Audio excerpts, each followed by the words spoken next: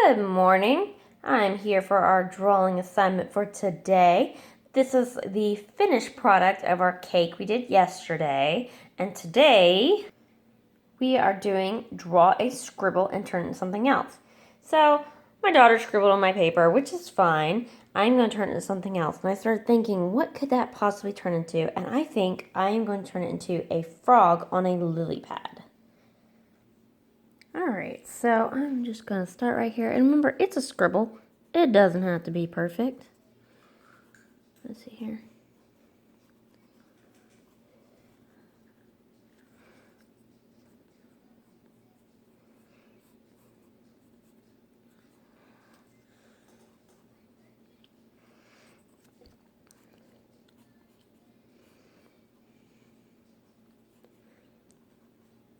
I'm messing up on its little toes.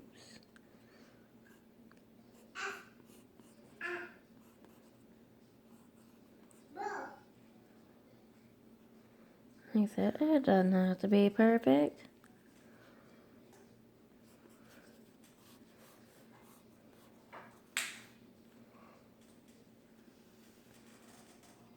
And so now I have my little frog on a lily pad, and I can color him in.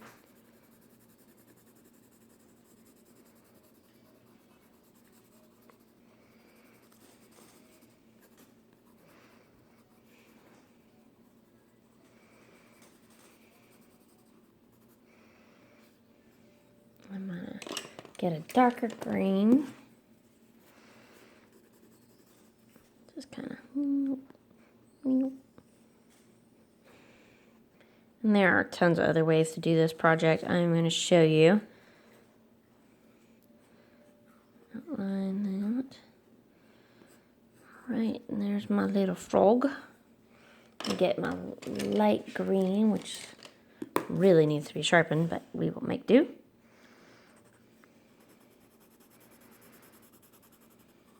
And I like the scribble. It adds a little texture, it makes it interesting. Basically just formed the drawing around the scribble.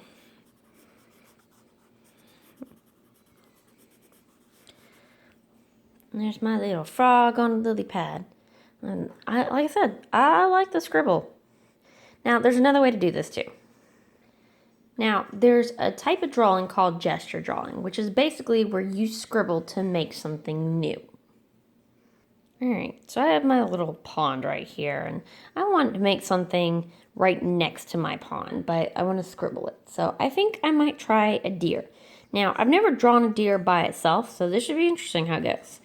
Alright, so my deer is going to be coming down to get water. So deers, they have a head like that, and you see, I'm just scribbling.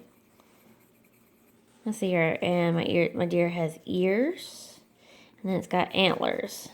And it's its neck spinning down. And then it's got its big old body.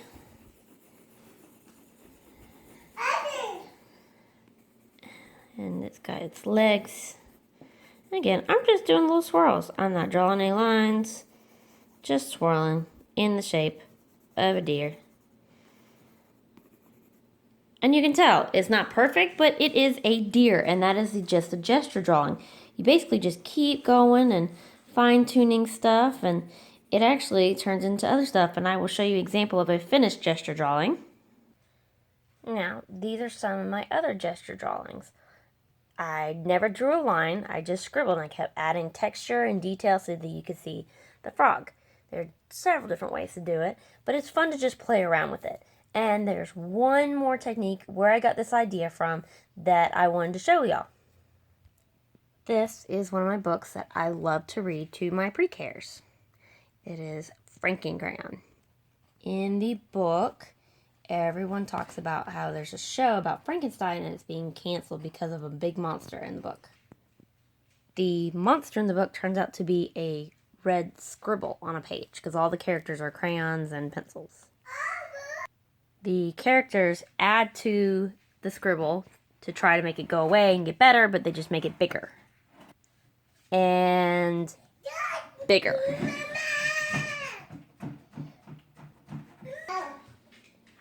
And even bigger. You can see they're all freaking out. It's alive! We've created a monster! Let's get out of here.